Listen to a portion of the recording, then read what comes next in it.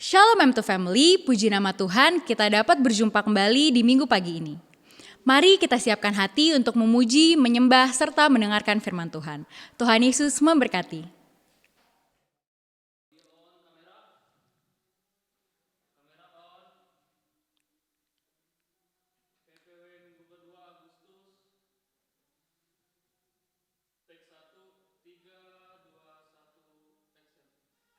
Haleluya. Shalom Bapak Ibu Saudara terkasih, apa kabar? Saya percaya semuanya pasti luar biasa. Ya Bapak Ibu Saudara, tanpa terasa kita sudah masuk dalam minggu kedua di bulan Agustus. Mari Bapak Ibu Saudara, sebelum kita mendengarkan firman Tuhan, saya mau mengajak Bapak Ibu Saudara yang ada di rumah, di mobil, dimanapun, sama-sama kita mau menyembah Tuhan. Haleluya. Oh Rabba Syakara Rabba Sandara Rabba Shandara Rabba. Kami bersyukur Tuhan, kalau sampai hari ini Engkau terus menyertai kami Tuhan Yesus. Terima kasih Bapa, terima kasih Roh Kudus, terima kasih Tuhan. Dan pagi hari ini Tuhan Yesus, kami mau bawa penyembahan kami mau bawa ucapan syukur kami Tuhan yang paling dalam.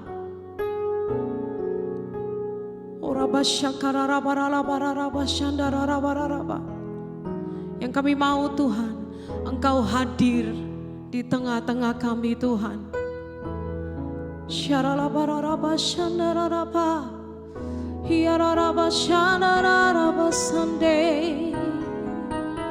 Engkau baik Tuhan, Engkau baik Bapa. Kami bersyukur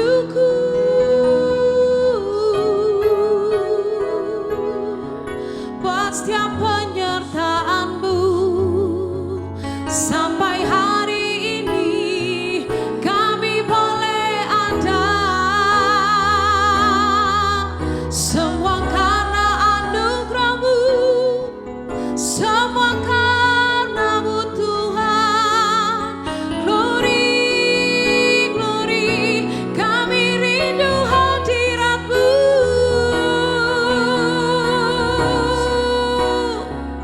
Kami rindu Engkau Tuhan. Syararabaralabaralabaralaba syanarara. Oraba syakararaba sande. Penuhi hatiku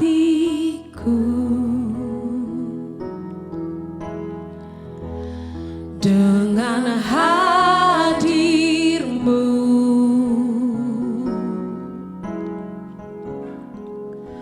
Ku rindu memandang wajah-Mu, oh Tuhan, di dalam kekudusan-Mu. Bawaku dekat dalam hati-Mu.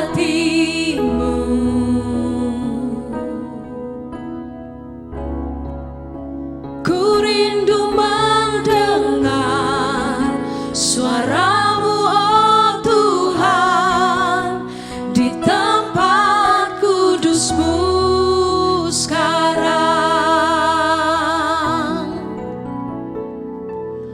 Ku rasakan kasih-Mu dan indahnya kekudusan-Mu. Penuhi dengan kasih-Mu, diam di hadirat-Mu.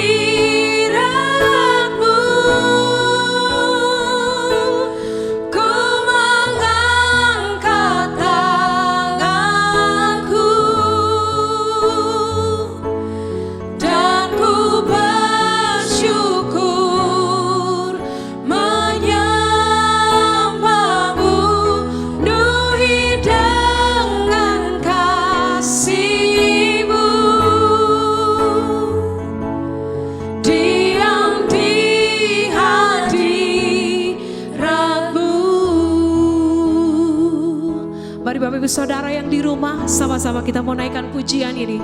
Katakan, penuhi hatiku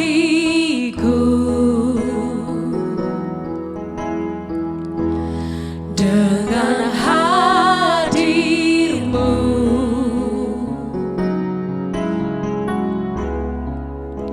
Ku rindu memandang wajah-Mu, oh Tuhan, di dalam kekudusan-Mu.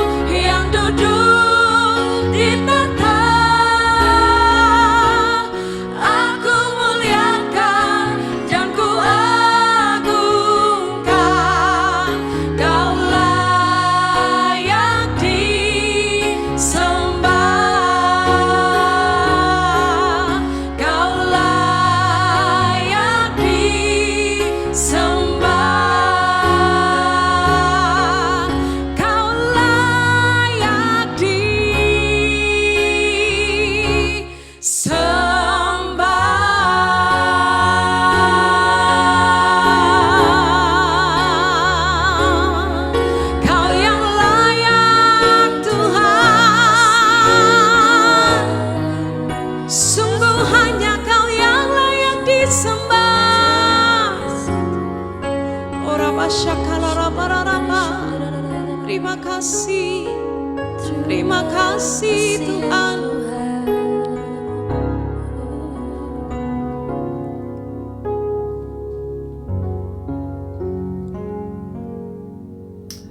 Shalom, Happy Sunday saya ucapkan kepada semua saudara-saudariku yang ada di GBIM 2, GBI Merapi Merbabu. Happy Sunday to our beloved pastor, Pastor Tony Huta Barat beserta dengan istri tercinta Ibu Ira. Terima kasih untuk kesempatan yang diberikan kepada saya untuk kembali dapat membagikan firman Tuhan kepada seluruh saudara-saudariku di GBIM 2 ini. Terima kasih. Dan sebelum kita melanjutkan lebih jauh, mari kita sebelumnya berdoa untuk kebenaran firman yang akan kita renungkan bersama-sama. Mari kita berdoa. Bapa, di dalam nama Tuhan Yesus Kristus, kami bersyukur untuk hari Minggu ini, di mana sekali lagi Kau nyatakan kasih karunia-Mu yang besar dalam kehidupan kami, sehingga kami dapat bangun di pagi hari dengan kekuatan, kesegaran, dan kesehatan yang luar biasa.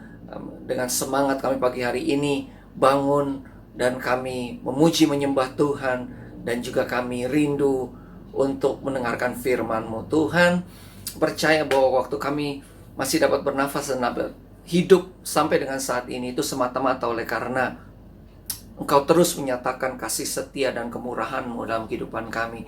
Untuk itu kami bersyukur untuk setiap pribadi lepas pribadi yang dapat join, ikut serta saudara-saudari, anak-anak-Mu yang menyaksikan ibadah hari Minggu ini dengan penuh sukacita, dengan penuh semangat untuk dapat menikmati kebenaran firman-Mu pada pagi hari ini. Terima kasih Bapak, kami bersyukur untuk pujian penyembahan yang telah dinaikkan. Kami percaya bahwa Engkau bertata di atas puji-pujian anak-anak-Mu, dan Engkau disenangkan melalui pujian dan penyembahan anak-anak yang dinaikkan melalui GBIM 2 ini. Terima kasih Bapa, firman-Mu berkuasa. Manusia tidak hidup dari roti saja, manusia hidup dari segala firman yang Engkau sampaikan yang keluar dari mulut-Mu. Dan firman-Mu tidak akan pernah gagal.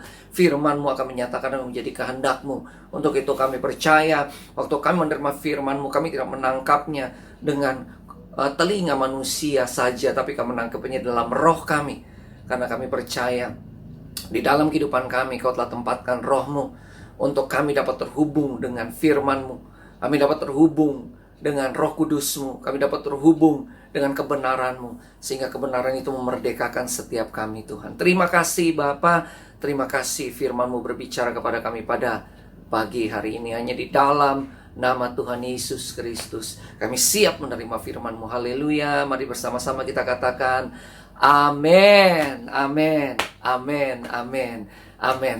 Nah, sekali lagi terima kasih untuk Pastor Tony Huta Barat dan Pastor Ira yang telah kembali memberikan kesempatan kepada saya untuk dapat membagikan berkat firman kepada jemaat GBIM 2. Tentunya ini bukan yang pertama kali, saya sudah beberapa kali mengisi di GBIM 2, dan tentunya saya akan menyampaikannya di dalam dimensi profetik, karena pasti saudara semua sudah tahu bahwa saya berjalan bersama dengan Pak Tony dan Ibu Ira telah berjalan di dalam kegerakan ini dari semenjak City Shakers ada ya, 2005. Dan saya percaya bahwa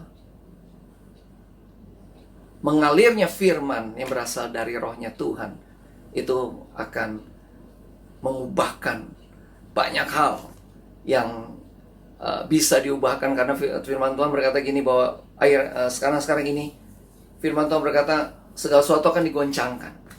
Ya, segala sesuatu akan digoncangkan, tapi ada tinggal satu yang tidak tergoncangkan, yaitu kerajaannya. Kerajaannya tidak tergoncangkan. Berbahagialah kita karena kita ada dalam kerajaannya.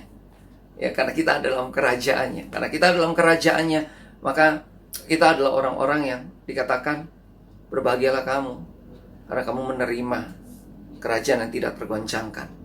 Dan kita akan melihat segala sesuatu yang tergoncang di sekitar kita membuat kita tidak semakin lemah, tapi semakin kuat. karena kita menaruh kehidupan kita di dalam kerajaannya, di dalam Kristus yang adalah batu karang kita. Amin. Amin. Nah, hari ini saya akan mengalir saja di dalam firman Tuhan, karena firman yang disampaikan pada pagi hari ini sebenarnya berkaitan dengan tema yang diberikan kepada saya. Tema yang diberikan kepada saya adalah fokus kepada Tuhan, atau focus on God, gitu ya. Di bulan 7 ini katanya temanya adalah fokus kepada Tuhan. Ini menjadi perenungan saya juga, karena biar bagaimanapun saudara, dengan segala sesuatu yang sedang kita hadapi dalam dunia ini sekarang, dengan segala sesuatu yang sedang kita hadapi sekarang ini di dunia, itu pasti membuat fokus kita kepada Tuhan itu sepertinya melenceng. Ya, karena apa? Karena dari semenjak pandemi ini mulai masuk ke Indonesia di bulan Maret, dan sampai sekarang masih berlangsung, kita merasakan bahwa ada roh intimidasi, roh ketakutan, ya, yang melanda semua manusia. Nggak terkecuali orang-orang yang suka masuk ke gereja pun mereka mengalami hal tersebut. Mereka mengalami ada ketakutan, ada kekhawatiran. Mereka menghadapi goncangan ekonomi. Ada anak-anak Tuhan yang akhirnya harus keluar dari pekerjaan mereka karena perekonomian yang tidak baik. Ada perusahaan-perusahaan yang tutup. Ada pelayanan-pelayanan yang tidak bisa dilanjutkan, sehingga para full-timer juga harus dirumahkan. Dan selama beberapa bulan ini mereka tidak bisa produktif. Mereka yang bekerja pun, saya punya beberapa kenalan yang akhirnya mereka harus dirumahkan, dan akhirnya tidak memiliki pekerjaan pada saat ini. Dan akhirnya seperti yang saya katakan tadi, orang-orang yang menempatkan dirinya mengerti bahwa segala sesuatu sedang digoncangkan supaya tinggal tetap apa yang tidak tergoncangkan, yaitu kerajaannya. Orang-orang yang mengerti bahwa mereka adalah bagian dari kerajaan yang tidak tergoncangkan. Mereka melihat bahwa waktu mereka sepertinya terhimpit, mereka sepertinya mengalami hal-hal yang tidak enak karena pandemi ini. Mereka melihat loh, Tuhan buka jalan. Tuhan buka kreativitas mereka sehingga mereka dapat memiliki pekerjaan baru, atau mereka memiliki usaha baru, sehingga mereka dapat terus berjalan dalam tuntunan Tuhan yang luar biasa dalam kehidupan mereka. Karena karena mereka menempatkan diri mereka di dalam kerajaan yang tidak tergoncangkan. Tapi hari ini kita tidak secara spesifik berbicara tentang kerajaannya. No, kita tidak secara spesifik berbicara tentang kerajaan. Kita ingin berbicara tentang bagaimana how we bring our focus back to God. In the midst of chaos, we bring our focus back to God. Saya ulang lagi. In the midst of chaos, di tengah-tengah sepertinya keadaannya kacau, sepertinya keadaannya nggak pasti, sepertinya keadaannya membawa kekhawatiran, ketakutan tentang masa depan kita. Misalnya ada sesuatu yang menghimpit keberadaan kita sehingga kita mengalami hal yang nggak enak sepanjang mungkin 3-4 bulan ini di dalam kehidupan kita. Tapi in the midst of chaos, di tengah segala sesuatu yang kayaknya kacau, bagaimana kita bisa membawa kembali fokus kita kepada Tuhan? Ya. Banyak orang berkata gini, gampang sih ngomong, lu gampang ngomong firman, lu gampang karena lu tinggal baca, lu tinggal apa. Tapi saya percaya gini, saudara, kita nggak punya jawaban lain. Kita nggak bisa cari jawaban itu kepada dunia. Dunia sedang mengalami pandemi, dunia sedang mengalami sepertinya kesusahan yang mendatangkan kekhawatiran, ketakutan, bahkan keraguan-raguan atas banyak orang percaya yang berkata mungkin, di mana Tuhan pada saat ini? Kok saya nggak merasakan pertolongan Tuhan? Kok saya tidak merasakan Tuhan ada di tengah-tengah kehidupan saya, tidak menjadi pembela saya? Enggak, itu bukan berbicara mengenai Tuhan tidak ada. Tuhan ada di situ. Bahkan dikatakan gini, Tuhan berkata seperti ini dalam Alkitab, di dalam firman-Nya, bahwa sewaktu kita tidak setia, Dia tetap setia loh. Sewaktu fokus kita kepada Tuhan sepertinya sedang teralihkan kepada yang lain, teralihkan karena kekhawatiran, teralihkan karena ketakutan, teralihkan karena kesusahan yang sedang dialami. Apakah Tuhan meninggalkan kita? Tidak. Tuhan ada bersama-sama dengan kita. Dia Immanuel, dia beserta dengan kita. Bahkan waktu kita berubah menjadi tidak setia, dia tetap setia, ada. Dia ada. Tinggal bagaimana kita sebenarnya mengembalikan fokus kita kepada Tuhan. Dan kembali melihat dan mendengar, atau Tuhan merimain kita, mengingatkan kita kembali tentang janji-janjinya, nubuatan-nubuatan yang sudah dilepaskan dalam kehidupan kita selama bertahun-tahun. Pertolongan-pertolongan Tuhan yang Tuhan sudah lakukan pada hari-hari kemarin, itu tetap berlaku. Kalau Tuhan pernah menolong kita pada waktu yang lalu, saya pastikan pada saudara bahwa Tuhan tetap menolong kita pada saat ini dan hari-hari ke depan. Dia tidak meninggalkan kita. Bagaimana kita membawa kehidupan kita kembali fokus, kembali melihat janji Tuhan, kembali kita melihat dan mendengar tuntunan Tuhan, tuntunan Roh Kudus di dalam keberadaan kita. Kita akan belajar dari firman Tuhan.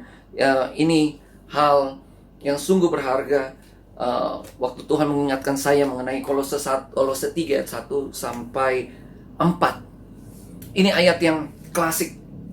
Menurut saya ini udah sering dibawakan. Tapi waktu Tuhan mengingatkan saya mengenai ayat ini membukakan sesuatu dalam diri saya mengenai Paulus, sang penulis kitab Kolose ini, kitab surat Paulus kepada jemaat di Kolose ini.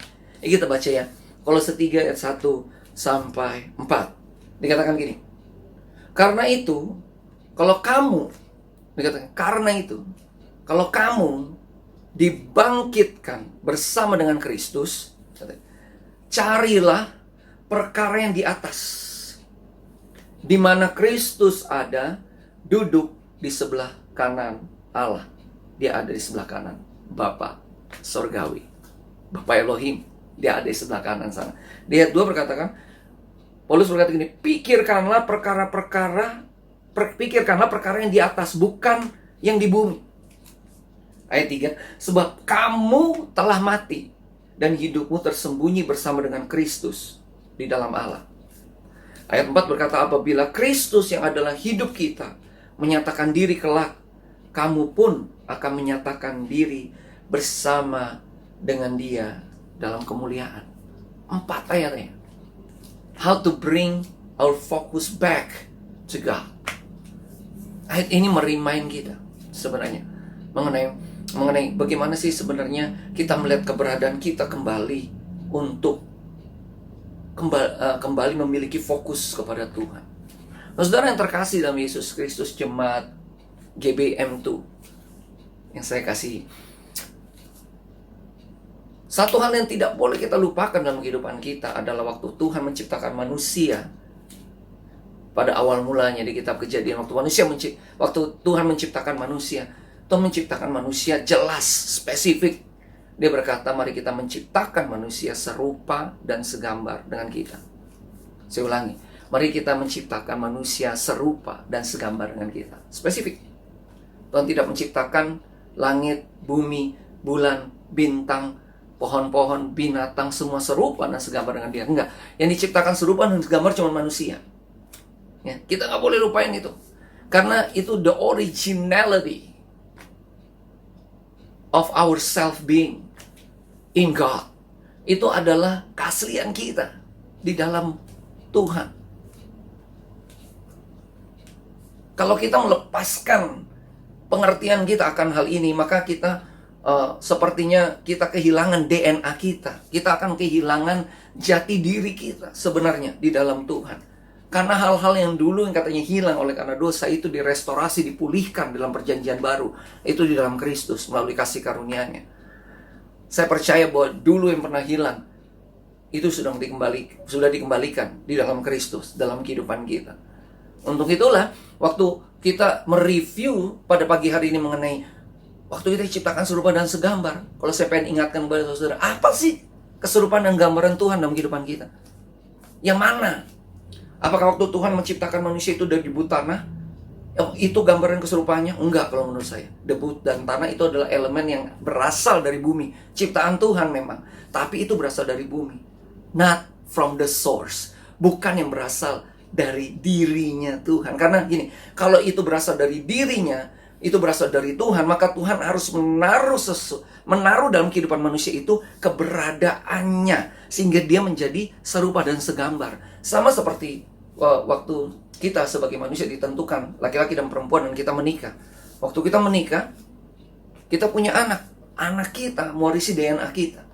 Ada bagian dari diri kita yang tercetak di dalam keberadaan anak-anak kita. Karena apa? Karena mereka mewarisi. Makanya saya punya anak satu, Leandra. Leandra kemana-mana dilihat, ih Tom, anak lu tuh ada mirip bapaknya, ada mirip ibunya. Ya iyalah, gue bapak sama ibunya. Masa anak gue mirip sama orang lain? Gak mungkin. Dia anak saya. Dia mewarisi DNA saya. Dia mewarisi hal-hal yang berasal daripada saya gitu. Dalam kehidupannya sama, waktu Tuhan menciptakan serupa dan segambar dengan kita, itu Tuhan mewariskan sesuatu yang berasal dari dalam dirinya untuk ada di dalam kehidupan manusia, sehingga dia dikatakan serupa dan segambar. Apa itu?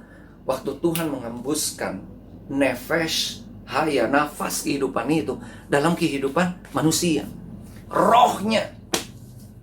Allah adalah roh, barang siapa mau menyembah dia, harus menyembah dia dalam roh dan kebenaran. Definitif sekali, Yesus yang mengatakan itu. Waktu dia bertemu dengan perempuan di Samaria. Allah adalah roh. Jadi kita harus, Allah adalah kasih, oke. Tapi kita harus mengerti ini, dimensi rohnya. Allah adalah roh. Jadi dia harus menaruh DNA-nya, dia harus taruh rohnya dalam keberadaan manusia, sehingga Adam menjadi makhluk dan hidup. Adam menjadi makhluk yang hidup. Waktu dia menjadi manusia seutuhnya, yang serupa dan segambar, waktu Adam membuka mata dan dia di Taman Eden, dia memiliki ini loh, kesadaran yang penuh akan keberadaan Tuhan. Sehingga mereka berfellowship, mereka punya relationship di dalam Taman Eden itu luar biasa. Mereka benar-benar memiliki satu ikatan yang luar biasa. Bahwa apa? Karena spirit to spirit connected. Ada roh Adam dan roh Tuhan itu koneksi, tersambung. Jadi mereka saling fellowship, relationship mereka tuh indah sekali. Sebelum Adam dan Hawa jatuh ke dalam dosa. Kita tahu ya, bahwa di sana di Taman Eden itu, yang Eden dalam bahasa Ibraninya delight, artinya tempat kesenangan sebenarnya, the garden of delight. Kalau garden Eden itu delight. Jadi kalau garden of Eden, garden of delight. Jadi itu taman kesukaan di mana Tuhan bisa Tuhan bisa yaitu berfellowship, membangun relationship dengan makhluknya ini, dengan manusia yang dia ciptakan serupa dan segambar dengan dia. Disitulah saya mau katakan bahwa when we want to bring back our focus to God, waktu kita ingin membawa kita punya fokus kembali kepada Tuhan, ingat kita tuh makhluk roh. Paulus berkata roh, jiwa, dan tubuh. Bukan tubuh, jiwa, dan roh. Roh, jiwa, dan tubuh. Kenapa? Karena kita mewarisi roh Tuhan. Roh Tuhan di dalam beradaan kita, ya, yang mengalami pencerahan ilahi, iluminasi ilahi istilahnya, dari firman Tuhan dan melalui Roh Kudus dalam diri kita, yang akan menuntun jiwa dan tubuh kita untuk berjalan di dalam kehendak Tuhan. Itulah yang dilakukan Adam pertama kali. Karena dia tahu dia mewarisi rohnya Tuhan dalam keberadaannya, sehingga dia memiliki fellowship, relationship. Dia punya fokus yang benar.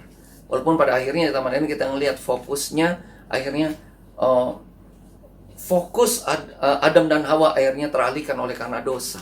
Tapi pada perjanjian baru, kita sekarang ini kita mengerti bahwa Roma 8 ayat 29 berkata bahwa dari semenjak semula kita ditentukan untuk menjadi serupa dengan gambaran putranya, yaitu Yesus Kristus. Yesus Kristus adalah gambaran sejati kita, identitas kita. Di dalam Kristus kita adalah ciptaan yang baru, yang lama sudah berlalu dan yang baru sudah datang. Kita punya identitas baru sekarang di dalam Kristus. Kita punya DNA di dalam Kristus, yang adalah firman menjadi manusia. Firmannya itu adalah roh, dan firmannya itu hidup dalam keberadaan kita.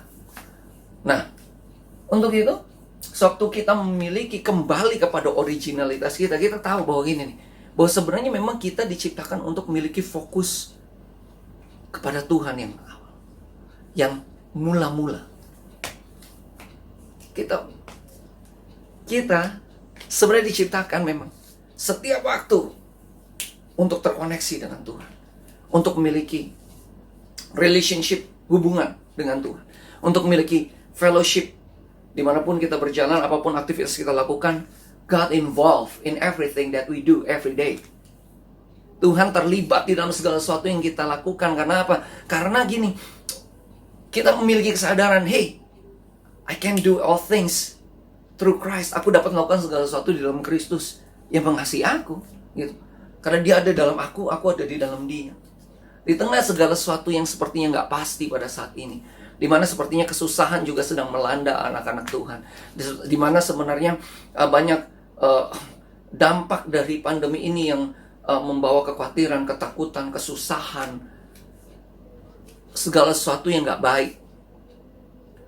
Saya pengen menghimbau kepada semua kita untuk back to our originality, kembali kepada originalitas kita dari awal, bahwa kita memiliki dimensi spirit to spirit, kita memiliki dimensi roh kita yang ditaruh oleh Tuhan untuk selalu terkoneksi dengan roh Bapa, supaya apa? Kita memiliki fokus yang benar. Dan dikatakan supaya, dan ayat yang tadi kita baca, it's so powerful. Ayatnya tuh luar biasa sekali, karena Paulus berkata gini, karena kita telah dibangkitkan bersama dengan Kristus, carilah perkara yang di atas, seek those things, katanya.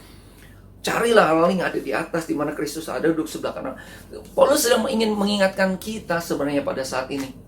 Ayo, back to, mari kembali kepada fokus kita yang benar. Fokus kita adalah Kristus yang ada di sebelah kanan Bapa. Saudara tahu apa yang dilakukan Kristus di sebelah kanan Bapa? Dia menjadi imam besar agung kita, pembela kita, saudara. Bisa bayangkan, Yesus belum berhenti dari pekerjaannya. Katanya waktu dia kembali ke sana, Tuhan Yesus seperti katanya sudah tenang di sebelah kanan Bapa. No, di sana ya, dia menjadi imam besar agung kita, menjadi pembela kita, itu firman Tuhan berkata. Dia menjadi pembela kita, imam besar agung kita. Dia membawa darahnya sendiri sebagai satu pembelaan di hadapan Bapa, bahwa orang-orang itu setelah mengalami penebusan oleh darahku, dia menjadi imam besar agung kita. Katanya bukan satu Paulus mengatakan ini karena penting.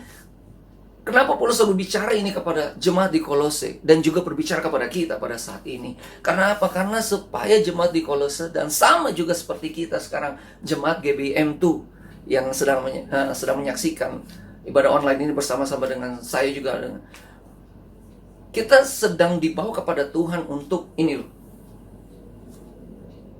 Yang pertama, cari nih yang di atas, Kristus. Karena dialah damai sejahtera kita, dialah pembela kita, dia imam besar agung kita. Kalau kita nggak memiliki fokus yang benar, maka sepertinya kita kehilangan damai sejahtera kita, kita kehilangan sukacita kita. Waktu kita tiba-tiba diserang dengan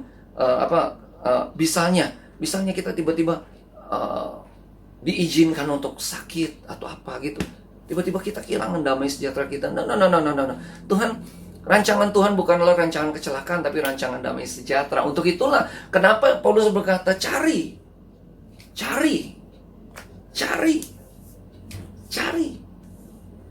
Zaman Paulus hidup, dia mengalami penganiayaan waktu dia berpindah. Paulus, nanti saya akan bicara, Paulus mengalami 3 hal dalam kehidupannya, yang itu juga sebenarnya harus menjadi realita kehidupan kita. Ya, dalam kehidupannya, dia dulu bernama Saulus, orang pinter, anak rohaninya Gamaliel, ya, dia itu menjalani keyahudiannya tuh kayak orang Farisi, tidak bercacat, dan ini orang radikal di dalam keyahudiannya, nggak ada yang bisa disamain sama dia.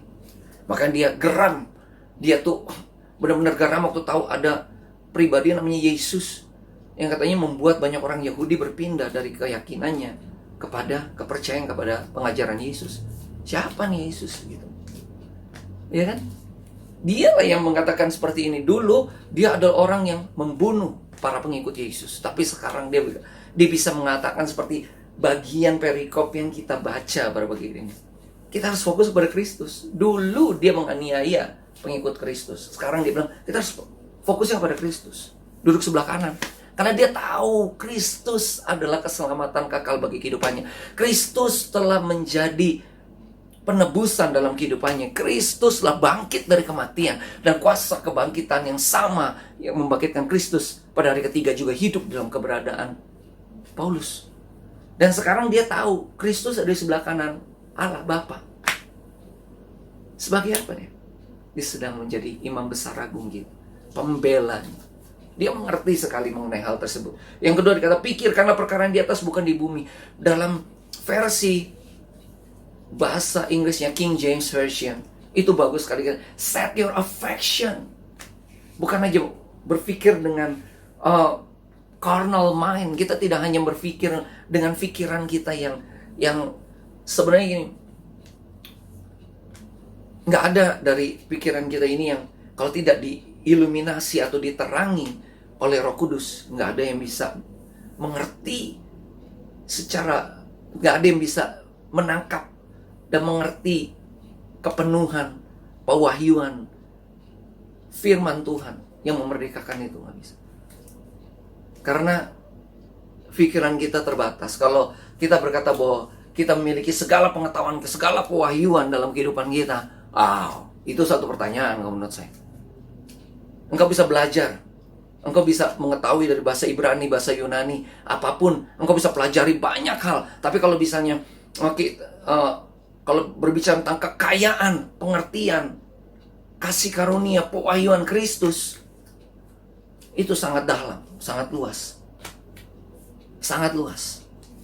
Satu kali, mungkin kita tahu, setelah Saulus mengalami perjumpaan di Damsyik, ya, ini yang saya pengen masuk sini. Paulus mengalami 3 hal. 1, Paulus mengalami intervensi ilahi di Damsyik. Tuhan harus mengintervensi keberadaannya karena dia menganiaya tubuh Kristus. Waktu tubuh Kristus dianiaya, maka itu menganiaya Yesus. Waktu intervensi terjadi, buta dia. Blinding light, glorious light, cahaya yang sangat menyilaukan itu menghampiri dia di Damsyik dalam perjalanannya untuk menganiaya orang-orang Kristen, dan akhirnya dia menjadi buta. Dia mengalami intervensi ilahi, lawatan ilahi pada saat itu. Dia bisa mendengar suara Tuhan, ya.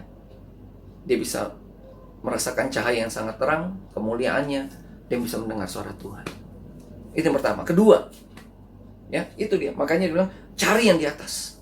Pikirkan di atas. Set your affection. Bukan hanya carnal mind, bukan hanya pikiran kita yang sempit ini, yang terbatas ini, tapi affection, kegairahan kita harus kita bawa ke sana. Set your affection. Carilah perkara yang di atas, di mana Kristus ada duduk sebelah kanan Allah. Pikirkanlah perkara yang di atas, bukan di bumi, sebab kamu telah mati dan hidupmu tersembunyi bersama Kristus di dalam Allah. Wow. Kita masih di bumi loh sekarang ini. Tapi Paulus secara jelas berkata bahwa hidupmu, engkau telah mati sebenarnya. Waktu Kristus mati, kita mati bersama Kristus, karena dia mati bagi dosa-dosa kita. Dan waktu Kristus bangkit, kita bangkit bersama dengan dia. Tapi Paulus berkata ini jelas, kamu telah mati, hidupmu, hidup kebangkitanmu ini sekarang bersama dengan Kristus ada di dalam Allah.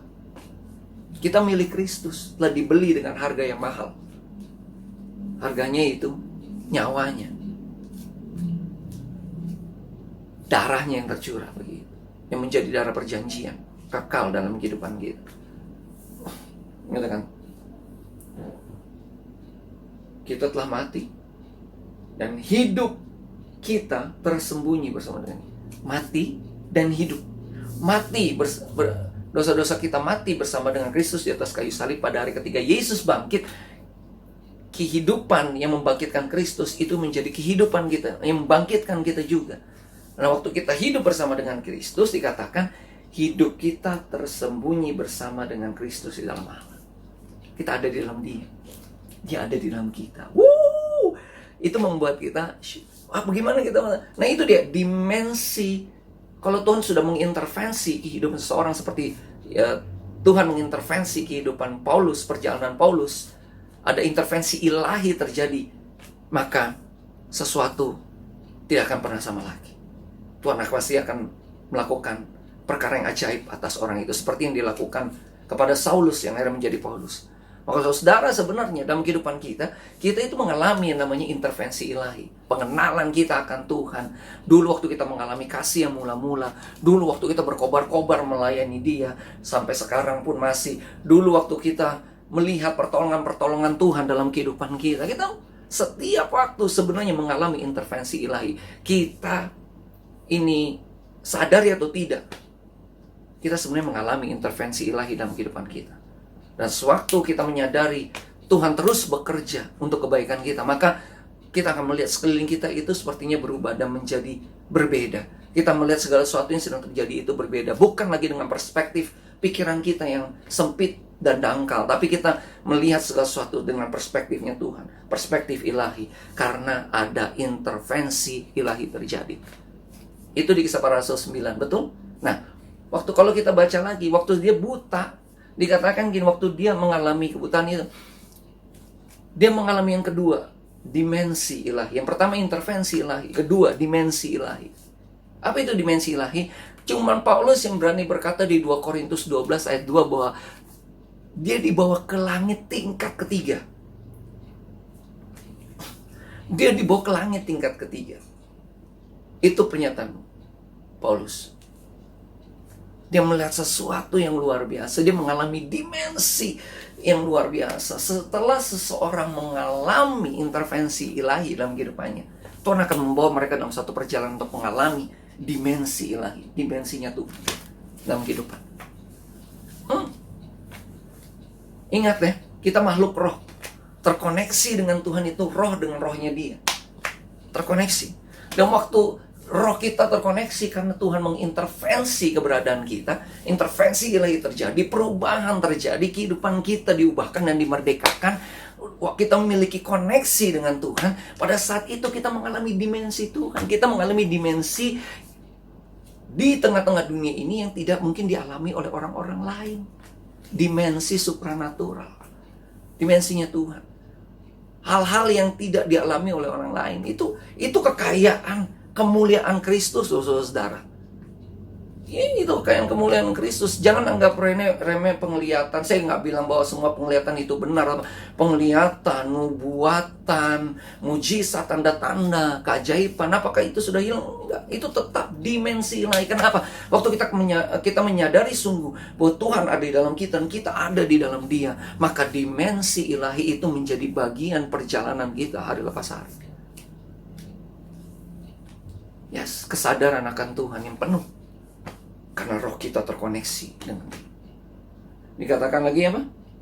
Kita mengalami dimensi ya. Makanya dia bilang gini, sebab kamu telah mati dan hidupmu tersembunyi bersama Kristus dalam Allah di sana. Langit tingkat ketiga. Dia mengalami itu. Dan dia tahu waktu dia mengalami hal tersebut, dia tahu waktu dia ada di bumi. Hidup dia udah mati. Dosa-dosa, pelanggaran, kesalahan, pemberontakan dia sudah mati di dalam Kristus yang telah menyerahkan dirinya mati di atas kayu salib. Dan hari ketiga bangkit. Kehidupan Kristus ada di dalam keberadaannya. Tapi sekarang dia bukan kehidupan dirinya sendiri, bukan. Tapi kehidupan Kristus yang ada di dalam dia. Dan dia percaya bahwa, dikatakan ini, bahwa kamu dan Kristus hidupnya tersembunyi di dalam Allah. Ada dimensi ilahi. Terus gimana? Berhenti? Enggak, yang ketiga. Yang ketiga dikatakan ini. Apabila Kristus yang adalah hidup kita menyatakan diri kelak, kamu kan akan menyatakan diri bersama dengan Dia dalam kemuliaan. Yes, waktu kita menempatkan diri kita, terus kita ada di dalam Dia, Dia ada di dalam kita, mengalami dimensi Tuhan dalam keberadaan kita. Maka ini yang ketiga yang saya percaya, yang Paulus lakukan juga, dia menjadi ini. Divine messenger. Yang pertama, divine intervention. Intervensi ilahi. Yang kedua, divine dimension. Dia mengalami dimensi yang berbeda. Yang ketiga, divine messenger of God. Yang ketiga, dia menjadi utusan Kristus yang ilahi. Kalau Petrus berkata di 2 Petrus dikatakan, di firman Tuhan berkata ini, mengambil bagian dalam kodrat ilahi, atau dikatakan partakers of the divine nature. Dia mengambil bagian dalam kodrat ilahi. Sekarang gue punya kodrat ilahi di dalam Kristus. Untuk apa? Untuk menjadi utusannya, the messenger of God, the messenger of the kingdom. Dimanapun kakiku melangkah, di sana kerajaan tidak tergoncangkan, ditegakkan. Di sana rohnya bekerja. Di sana hadirat Tuhan menyertai aku. Di sana darah Yesus menjaga, melindungi aku. Di sana malaikat-malaikatnya ada di sekeliling aku. Kalau Yesus tetap sama dahulu, sekarang, dan sampai selama-lamanya, maka apa yang pernah dijalani oleh Yesus sewaktu dia ada di tengah-tengah dunia 3,5 tahun yang lalu, 3,5 tahun dalam pelayanannya, itu juga pasti dapat dialami. Karena Tuhan Yesus berkata gini, kalau engkau percaya kepadaku, engkau tidak hanya dapat melakukan hal-hal yang aku lakukan, tapi perkara-perkara yang lebih besar lagi dapat kamu lakukan. Nah, itu gak pernah berubah. Itu firman-Nya, itu perkataan Yesus. Tuhan Yesus juga berkata, kamu bukan yang memilih aku yang memilih kamu. See, that is divine intervention. Intervensi ilahi pertama adalah, bukan kamu yang memilih aku yang memilih kamu. Dan aku menetapkan kamu untuk berbuah. Gitu. Ya, untuk berbuah. Untuk apa? Kehidupan kita menjadi utusan-utusan ilahinya Tuhan. The ambassador of the kingdom, menjadi duta-duta kerajaannya.